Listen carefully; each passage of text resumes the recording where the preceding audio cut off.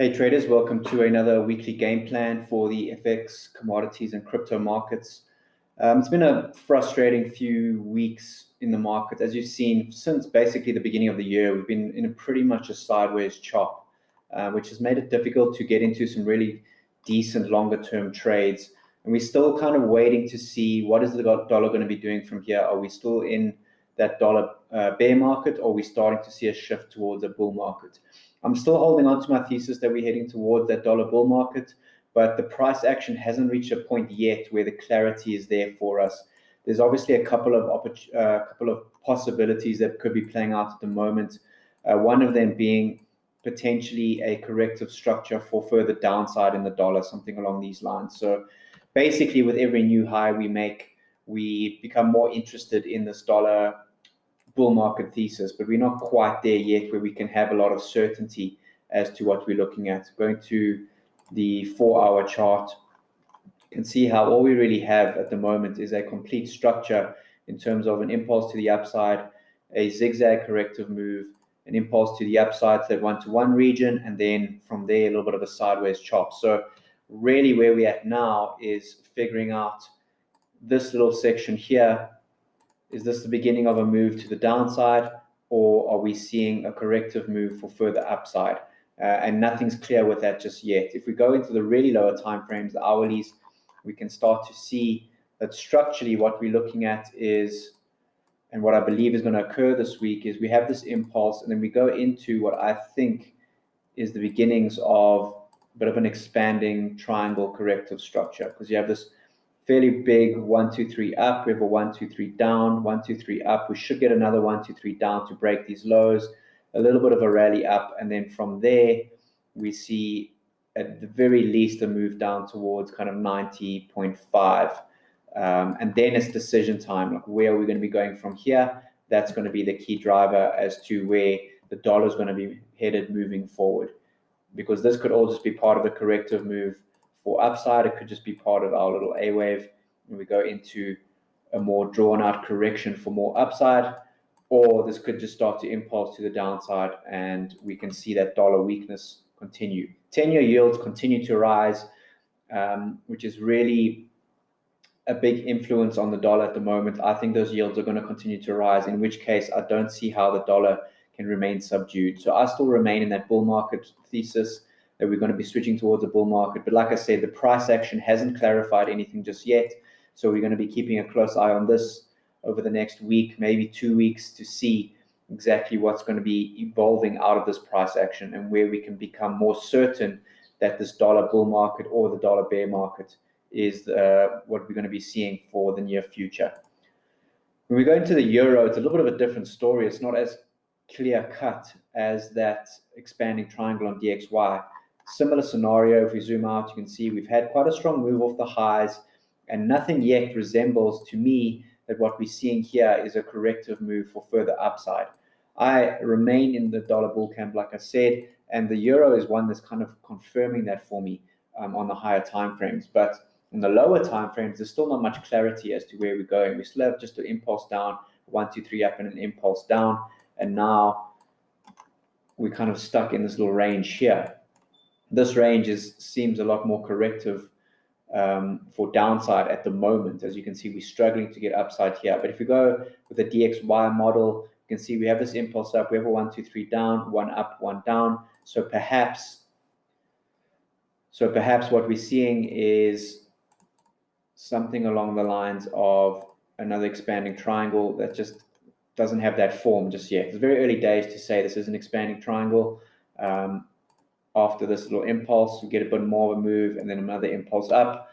That's kind of speculation as to what we're looking at the moment. We need to let this evolve over the next few days to get more clarity as to what we're seeing here. So a lot of these pound pairs aren't really showing any trading opportunities. Pound dollar, perhaps what we're seeing is the start of a potential trade, because we have quite a strong impulse off the highs from a very key higher time frame area, where I think that higher time frame move is done, and we now switch to the lower. We've switched to a pound bearish trend, and we see we have a nice move down. We're still figuring out what this corrective price action is. At the moment, I'm looking at it as an A, B, C, D, E triangle move we'll get another pop higher and a move lower. It's also possible that we've already seen a triangle. We're seeing an A, B, C, D, E, and now we're already on the move to the downside. So it's kind of if or and. It's kind of a either or scenario right now, but it still looks to me at the very least that we're moving down from here. The more we spend in this little section here without chopping up to these highs, the more inclined I'm looking at a move to the downside to follow. So I still have my entry order below these lows. I'm still keen on that trade. And I still think this should be a good one and should be the start of a much longer trade. When we go to the weeklies, you can see that I remain very bearish in the pound. We have this one move up, 1, 2, 3 down, one up, and we should just continue down now at the very least to go break 114, more than likely going somewhere towards parity on the pound in the longer term over the next year or two.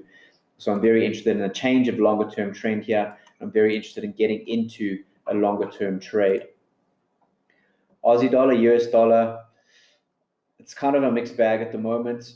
There's no clarity just yet because there's also we have either or. Again, we could be looking at an A, B, C, which means for more upside to follow. But there's also the possibility that what we're looking at here is, I'm actually going to take this out, is the first move off the highs, and this is your first corrective move down. So this could be potentially starting to form potentially a running flat or a kind of corrective move for further downside from here moving forward. So it's a little bit too early to say, but the structure from where we're falling definitely says potentially Aussie dollar bearishness. Again, sticking to that US dollar bullishness move, we could be on the move down here. But again, there's no clarity just yet. We need to give this one time to play out to see where we're going moving forward. New Zealand dollar is a little bit different because we do have a little bit of a structure that indicates potential moves to the upside. But it all depends how you look at all of this as a corrective move. It does have good structure to be an ABC, a little bit of a expanding flat, which means more upside, in which case we should be looking for a long New Zealand dollar, US dollar trade. I'm still interested in this trade as a kind of hedge against my US dollar bullish thesis. So I can kind of trade against myself using this setup because it is a really clean setup. The structure is complete and we should get a move, the very least up towards kind of 75.50 moving forward if we do see that upside. The problem with this move is you can also look at this as a kind of triangle in this middle. This last move up was the start, or was the final move up, was kind of blow off top, and this move down was your first move down, as in we saw with the Aussie dollar, US dollar. So really want to see how things develop here. But as it stands, I'm going to remain process driven. I'm going to look at this as an expanding flat, which means I'm interested in this move off the lows, a nice little ABC, again expanding flat, in which case we should see this break higher. So I'm interested in finding a trade, maybe take this little flag to the upside, maybe an inch order above these highs is one way to play this as a potential trade. And we get good risk reward out of this and keep it a low risk position. But this is definitely one we'll be looking at this week and in tomorrow's strategy session for our members. Definitely be interested to see how the market opens on the New Zealand dollar, US dollar, and what we're going to be looking for in terms of entry for the New Zealand dollar, US dollar long trade. I'm very keen on this trade. US dollar CAD, also showing a different picture because what we have on the US dollar CAD is a really nice move off these lows and some type of corrective move forming at the moment, which may start to resemble the start of a bigger move to the upside. When we go all the way out to the weeklies, we definitely at a level where we could start to see this US dollar start to shine against the US dollar CAD. As you can see, we have a complete ABC structure. Still the possibility we go break these lows first, but again, like I said, we're really waiting for confirmation as to where we are in this move. We just at a level where we could be seeing the turn, and we need to acknowledge that potential turn as a possible place to be getting into some really good long-term trades. And when we go into lower time frames, you can see what we have is a really strong move off these lows and the potential bottoming out here that we need to acknowledge moving forward. So it's kind of, again, against this New Zealand dollar, US dollar trade, but that's why I say we're going to use this New Zealand dollar trade as a hedge against some potential longs in the US dollar with the other pairs. When you look at the US dollar Swiss, potential short here. So it's another potential trade to the downside, at least on the short term. I'm more inclined to believe this is a short-term trade, more of a correction of this really big impulse which we've had off the lows starting in February. And as you can see, the real lows occurred early January, and it looks like we've just been impulsing off these lows moving forward. So I think this is corrective for more upside, but it doesn't mean we can't get into a kind of shorter term day trade for this pair, because we have a really nice move off the lows, off the highs, a really nice 1, 2, 3, and we should be seeing the very least another move to the downside here. So we could look for like I said, a little bit of a day trade scenario where we can trade this down to the lows at a kind of 2-to-1 setup. Higher risk trade, but good setup nonetheless. So this is another trade we'll be looking at in tomorrow's strategy session for potential short. Ideally, we want to open up with a little bit of a flag, and then we can get set up for that short trade. So we'll be watching this closely. But again, this looks short term for continuation of US dollar strength moving forward. It's the same picture with the yen. We have this really, really big move off the lows going out to the 8-hour. You can see just how strong this beginning of the move has been, the beginning of the year has been for the US dollar against the yen. We've just had a continuous uptrend all the way up to this 109.50 region. We're now chopping sideways. For this to be corrective of this impulse, we need to be here for quite a long time. So it's very early days to be getting interested in any more US dollar yen trades. We took this little short to the upside, which was a really nice trade. Actually, I missed this personally, but our members have been in this trade since the 27th of January to the upside, and I don't see any reason to close this trade. I just think we're going to be moving sideways for a little while. If you have to look at the structure that's forming, I would have to say what's to come moving forward is something along this line. You would have to look at this as a little bit of a triangle in the middle. So you have an impulse, triangle, get another impulse to the upside, and then another move to the downside to match this one. And then all of that is one big, long, running flat for continuation moving forward. For now, I'm on the sidelines US dollar yen, but I'm just using it as confirmation that what we're seeing now is potentially the start of that US dollar bull market, because the Swiss, because the yen are the two first movers in this, and they really have moved a long way. I suspect the CAD, the New Zealand dollar, the Aussie, and the pound are all going to start to follow suit. And I think we're seeing the pound starting to move already. And that's why I'm so interested in that trade. Which brings us to precious metals, because if we are starting to see that US dollar bull market, you'd expect these precious metals to continue to fall, but they're also a little bit of an anomaly at the moment. So like I said, we're really in the really frustrating trading conditions at the moment because of what we're seeing in these markets. Higher time frame still looks good for a move in silver, at the least down to 22. When we go all the way out to the monthly, I still like silver for a move down to $4, especially when we go to the log chart, because the log chart on longer term charts usually way more accurate. When we zoom out to the log chart, you can see this ABC is really nice and clean and clear, and what we've just seen is just an expanding flat for continuation to the downside, which means we should start to see some good moves moving forward. The problem is when we zoom into the lowest time frames, something like the hourly has this little bit of an impulse off the lows, an ABC looking structure, and potential impulse to the upside moving forward. At the very least, something along these lines to stop me out. I'm already at break even on my silver short, which will be very frustrating considering how long I've been holding this. I've been long since 18th of February already. I've been short since the 18th of February. So I'm trying to wait and see exactly what we're looking at here.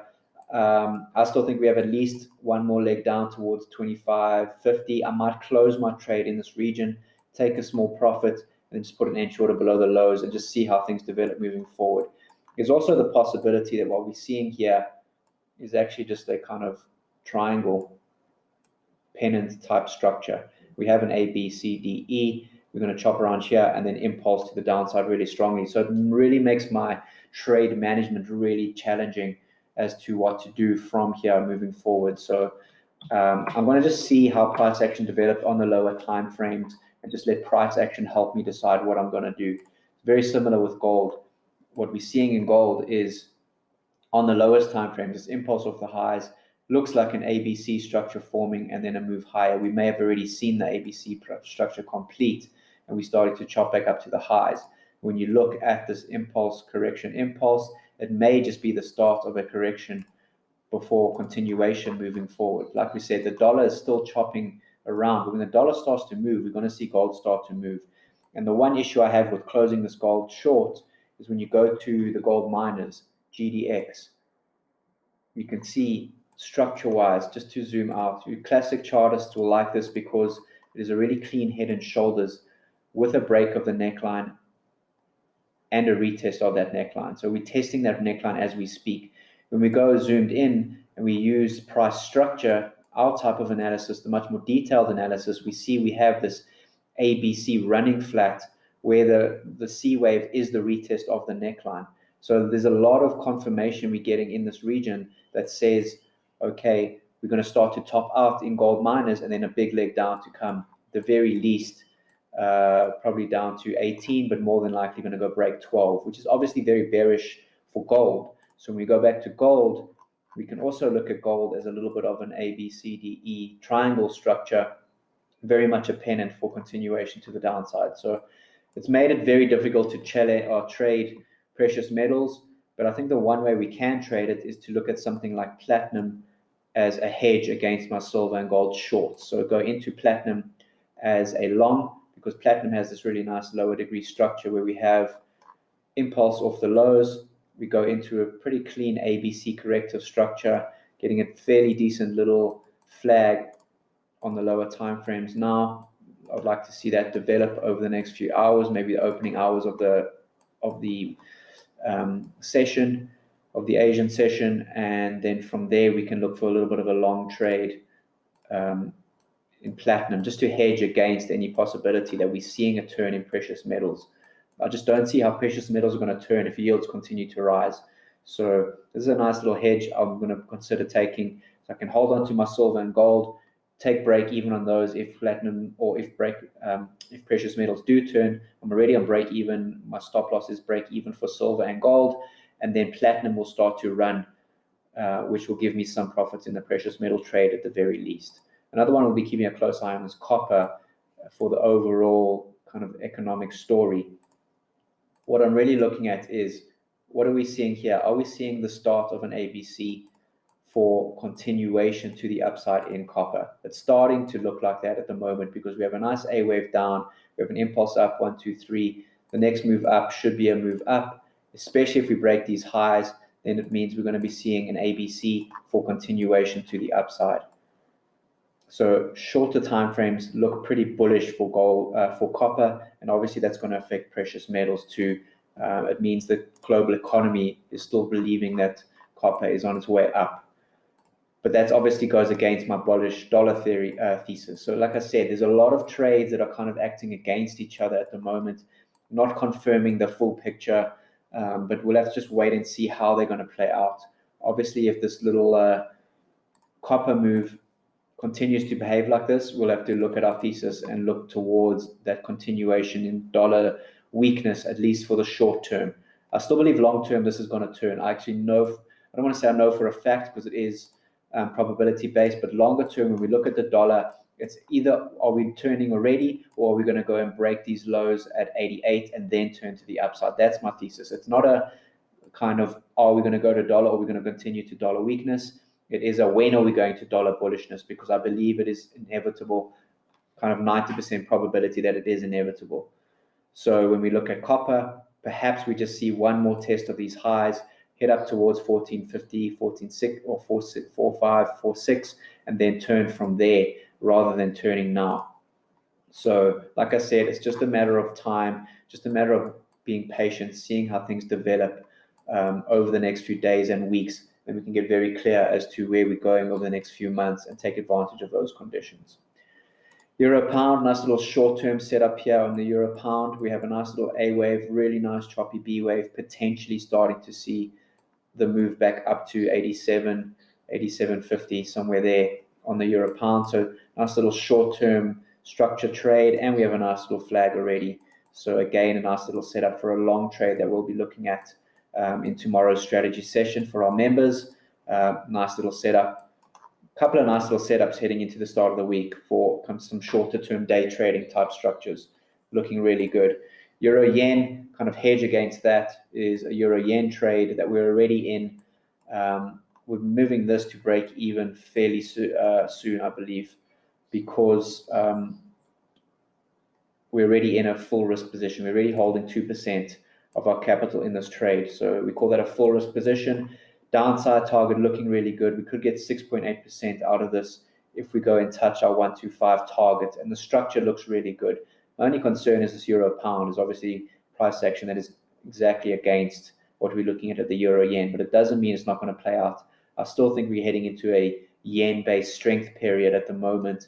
So I'd like to see this move now. There's also the possibility, again, lower time frames, that all of this is a structure for further upside. So I just need to be cautious here and take some risk off the table in case we do turn to the upside before we get that downside.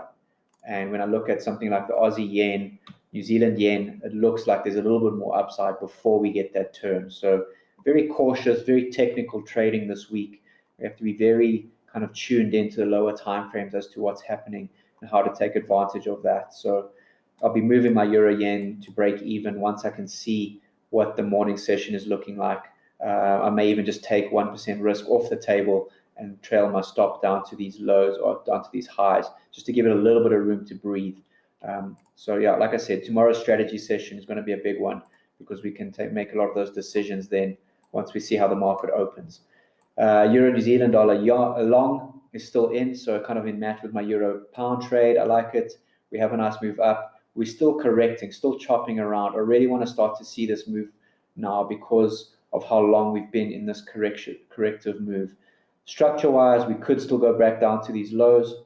Obviously, that's a possibility we need to take into account, but I'm already at break even here, and I have an entry order above these highs to take advantage of any move higher. So really well positioned in the Euro New Zealand trade. Upside target sitting at around about 173.50. So again, potentially looking at probably around about 6% out of this trade if it does come off with zero risk on the table at the moment. So it's looking really good. I like the positioning and it matches the euro pound long and it hedges against my euro yen short. So some good hedging happening in our euro trades here. Pound yen, interesting looking chart. Just a reminder, zooming out to the 8 hour, just how far we've come without a corrective move. So we can really start to look for the very least a shorter term corrective trade, which we call our short-term flag or overextended flag play, one of our strategies that we use in our members area. So if we get a little bit of a flag here, I'll be interested in taking this short to the downside. Only a concern is, again, what we're looking at here is potentially just a complex running flat corrective structure. So we could go to 150 and then take off to the upside on the pound. So just another one we need to be cautious of, and we'll see how this ties into the euro yen trade. Maybe keeping our risk in the euro yen trade and ignoring the pound may be the way to play that. So again, tomorrow's strategy session is where we're going to be making those decisions. Aussie dollar Swiss. I'm going to do Aussie dollar yen first, just to show you what I'm looking at here. Potentially, like I said, potentially one more little move in the yen weakness before we get that leg lower. Kind of like we said in the US dollar yen, you can expect that one little move higher before the corrective move lower. When we go to Aussie dollar yen, you're seeing the same thing, where potentially all of this is just a central structure. We're going to pop higher, break these highs, and then pull back to complete the full corrective move before we carry on with the trend. Same with New Zealand dollar yen, showing the same thing, where we have a central structure that looks to be playing out, and it looks like we're going to go break the highs first before we pop lower. So just a lot of these pairs are showing a little bit of yen weakness before we get that move we were looking for in the euro yen, which we need to take into account in our decisions.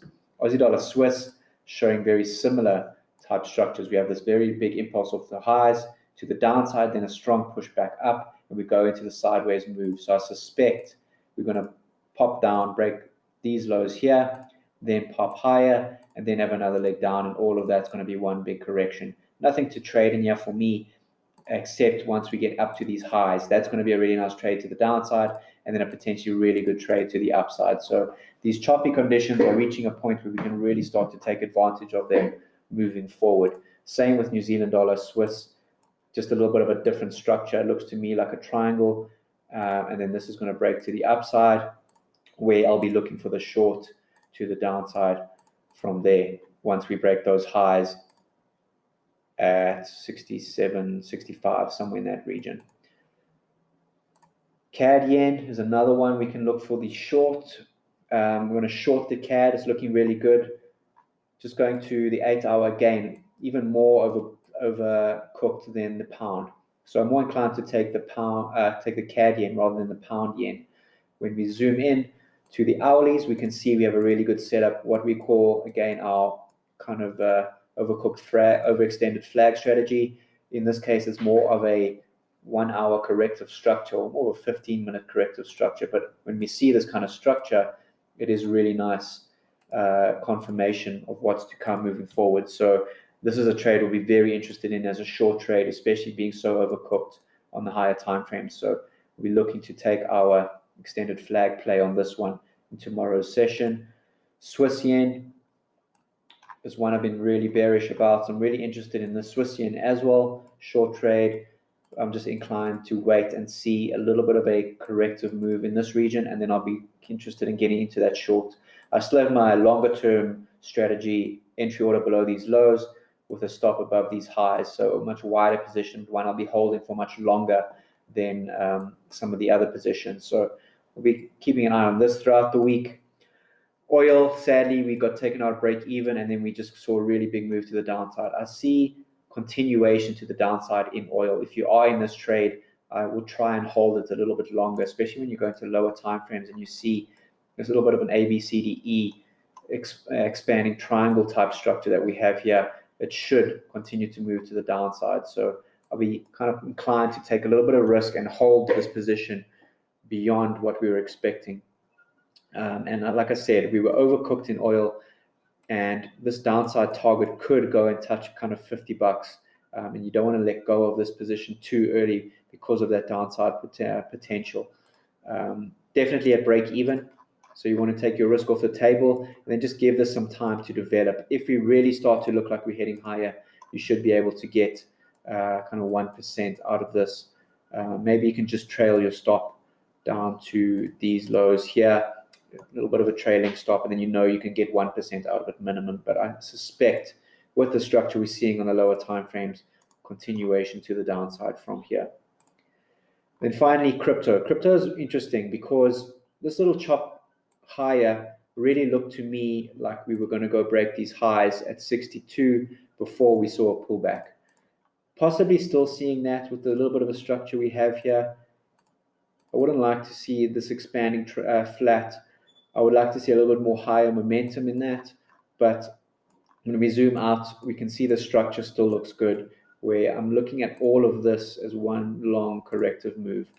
Impulse down, A wave, 1, 2, 3, up, B wave, and then you should get another move down to kind of 45, and that's going to be a really nice long setup to get back into crypto longs with conviction. You guys know I've been cautious crypto over the last 2-3 strategy sessions just because we haven't seen a corrective move. But once we get a correction of this size, it gives me conviction that from there we're going to be trading probably all the way up towards around about 75 as your upside target. So from 45 up to 75, it's a really nice trade.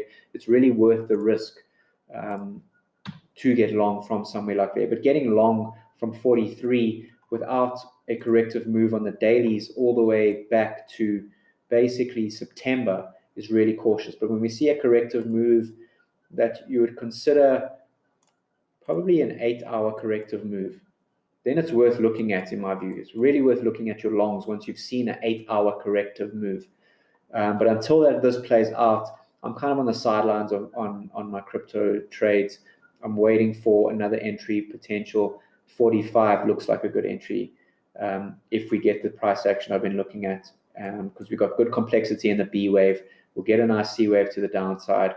Kind of ties in with that Aussie dollar yen, where we'll get a bit of a risk off move, and then we can get back in from this 45 up to 75 at the very least. So we'll be keeping an eye on that. Ethereum, basically the same thing. The structure isn't great on Ethereum. I prefer Bitcoin at the moment. We'll have to just see how this is going to play out over the next few days. I really would like to see Ethereum pop higher from here, go and break these highs, and then again and move down to kind of 1310. It's going to give you a really good opportunity to get long in crypto with some good conviction moving forward. So looking good in crypto for now on the medium time frames. Higher time frames, I'm still really cautious. When you look at Ethereum, you can see a potential move down into triple digits, maybe even much lower than people would suspect. But that to me is only going to occur once we see the dollar start to head into the hundreds again. So we might see again, we might just be looking at a temporary dollar move. We see crypto continue to rally, we see the dollar continue to weaken, break these lows at 88, and then we start to see that turn that we've been waiting for. So we'll be keeping an eye on all of that. It's cool, guys. Pretty action-packed week ahead, both higher time frames and lower time frames, showing us some really good, interesting opportunities. So we'll be seeing you in tomorrow's strategy session if you are a member, so we can get set up to really take advantage of those moves moving forward. If you're a non-member, we'll see you next week for next week's strategy session. Have a good one. Chat soon.